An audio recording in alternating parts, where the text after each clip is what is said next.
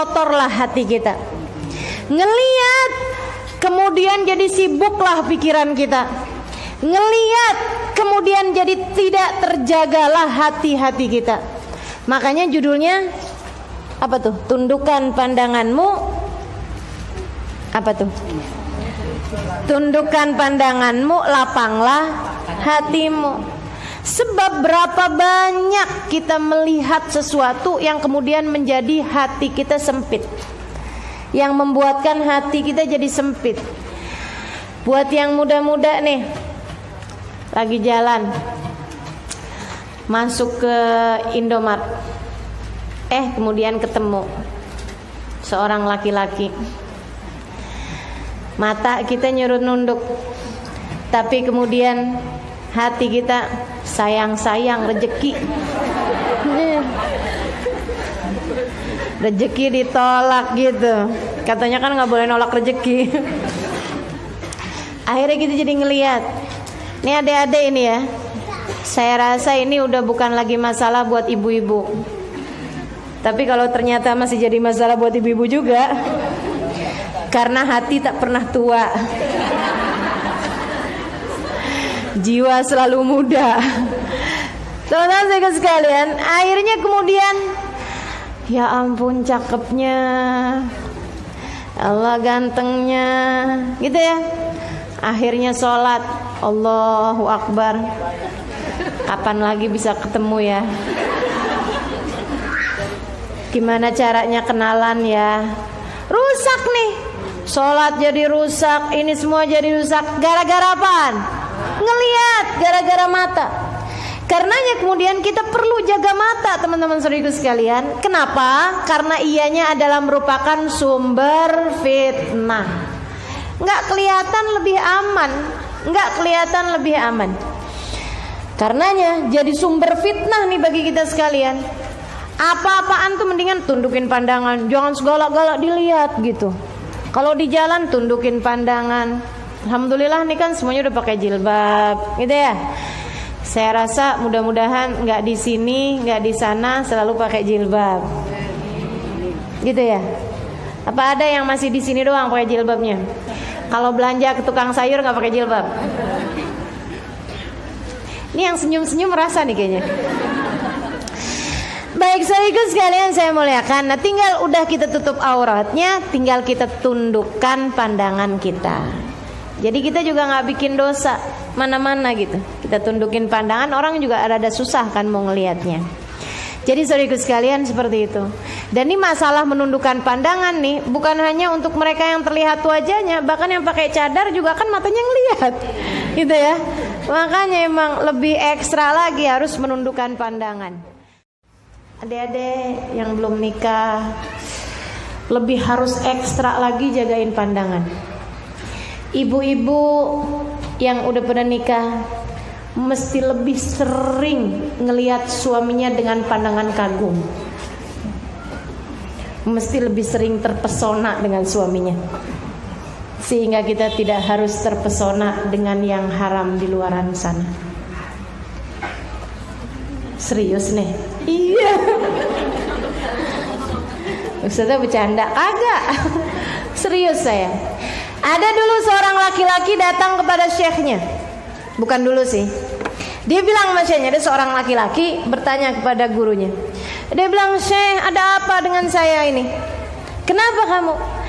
"Saya dulu sebelum menikah sama istri saya ini," dia bilang, "saya ngelihat semua perempuan gak ada yang cantik kecuali calon istri saya. Dan awal-awal nikah seperti itu keadaannya. Saya ngelihat gak ada cewek cakep kecuali istri saya." Dia bilang gitu.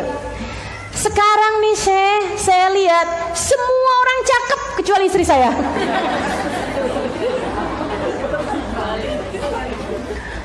Dulu tuh kayaknya gak ada yang menarik kecuali istri saya. Sekarang semua orang menarik kecuali istri saya. Mendorong. Menarik atau mendorong? Dia bilang, "Ya Allah Syekh, ini saya jadi susah nih kalau kayak begini nih. Saya jadi kesian gitu, setengah mati nahanin hati sama istri." Gitu ya. Kan orang senang ngeliatin istrinya. Ini enggak gitu. Dia setiap kali ngeliat istrinya senep. Apa yang terjadi dalam diri saya, Syekh? Kata Syekhnya kayak gini, apakah istrimu sekarang jadi tidak merawat badan? Merawat, Syekh, malah rajin minum jamu. Apakah istrimu sekarang menjadi jelek wajahnya? Misalnya apalah gitu ya, banyak bisul di mukanya, jerawat apa gitu. Dia bilang enggak, Syekh, istri saya tetap rapi, cantik. Apakah istrimu gak pernah berdandan di rumah? Dandan, Syekh. Ayo nih istri-istri yang gak pernah dandan, perhatian ini ya. Jadi dia bilang dandan saya, istri saya cantik, dia kalau di rumah rapi, cantik gitu, dandan. Apakah, mohon maaf, karena mungkin melahirkan anak-anakmu, sekarang istrimu badannya jadi gak jelas? Dulu kayak gitar, sekarang kayak kulkas.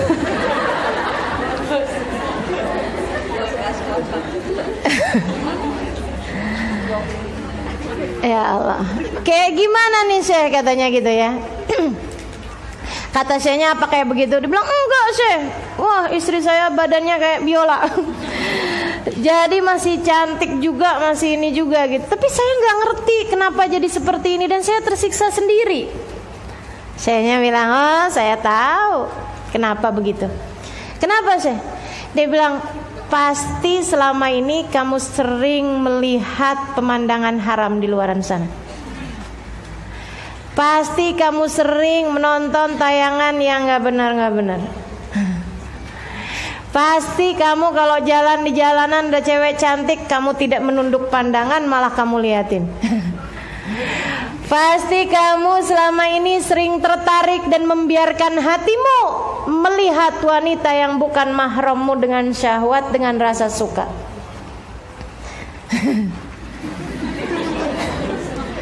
Iya kan? Iya, Syekh. Bener semua tuh yang saya bilangin tadi. Kata Syekhnya, aku beritahu kepadamu, Pak, ketika kamu tertarik kepada yang haram, Allah halangkan darimu kenikmatan yang halal. Catat, teman-teman saudaraku sekalian. Enggak, maksudnya bukan catat, langsung catat gitu. Ingetin. Aduh, ibu-ibu ini lucu ya. Enggak ibu-ibu, enggak adek-adek, enggak anak-anak, visual sekali gitu. Begitu dengar catat langsung. Maksudnya itu perkara penting gitu, harus diingat-ingat ucapan itu ya. Bahwa ketika dirimu tertarik kepada sesuatu yang haram, Allah akan halangkan dari menikmati yang halal. Dalam segala hal, teman-teman saudaraku sekalian. Katanya Nabi Muhammad SAW, mohon maaf, hadisnya bunyinya kayak gini. An-nazar sahmun masmum min sihamil iblisil marjum. Man tarakaha makhafatan minni addaltu imanan yajid halawatuhu fi qalbi, qala Allah fil hadisul qudsi. Melihat adalah sahmun masmum, anak panah beracun yang dibidikan sama iblis. Laki-laki ngelihat perempuan, perempuan ngelihat laki-laki, ya. Ini adalah anak panah beracun yang dibidikan oleh iblis. Jadi kalau dedek yang tadi saya sampaikan masuk ke Indomaret, kemudian ngeliatin ada laki-laki, gitu ya. Nah itu tuh pertama kali ngeliat itu seperti lagi dikasihin anak panah beracunnya iblis, gitu kan? Kena lah kita, terpedayak lah kita. Cakepnya,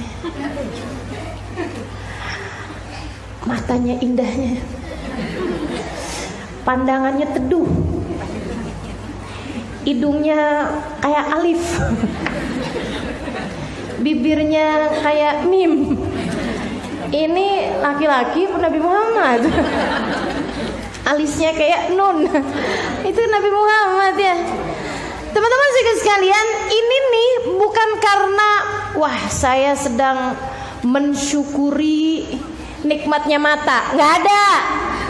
Itu namanya mengingkari nikmatnya mata. Saudara sekalian, itu adalah kamu sedang terkena anak panah beracunnya iblis. Anak panah beracunnya setan. Siang kemudian begitu kena tuh, kalau kita kena, namanya orang kayak kena anak panah beracun kan, langsung kayak lemes gitu kan.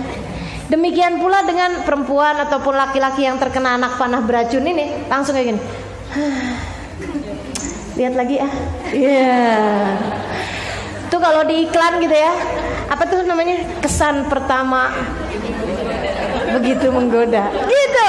Ayo jadi kemudian kepengen lihat lagi. Nah itu kalau kita ngelihat lagi kemudian, itu dia, kita udah terkena jerat anak panahnya setan tadi ini. Apalagi kalau kemudian kita samperin, pura-puranya jatuhin barang. Aduh, nih adik-adik nih, hati-hati, jangan kena anak panahnya setan. Karena si yang perempuan kena anaknya setan, anak panahnya setan. Si yang laki-laki juga kayak begitu.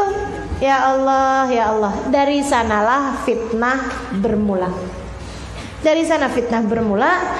Nabi Muhammad ngasih arahan. Kata Nabi Muhammad alaihissalam, Allah berfirman, man tarakaha makhafatan minni, siapa yang meninggalkan melihat yang haram tadi ini dengan menundukkan pandangannya, makhafatan minni, karena takut kepada Allah Subhanahu wa taala. Ya Allah, gitu kan, buru-buru nyari rak yang kosong. Ngumpet di rak, buru-buru dia cepetan ke kasir gitu ya. Pas di kasir ngelihat tukang kasir ganteng ya.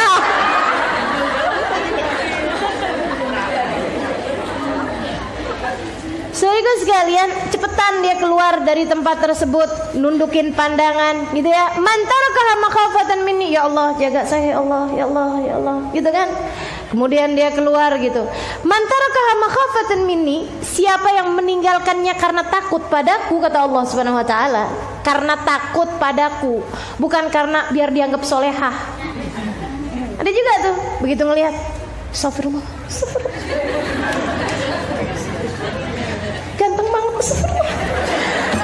Aduh, itu sih bukan karena makhafatan minni tadi ini ya. Apalagi kalau yang dilihat Ustadz, Ustadz ganteng, astagfirullah.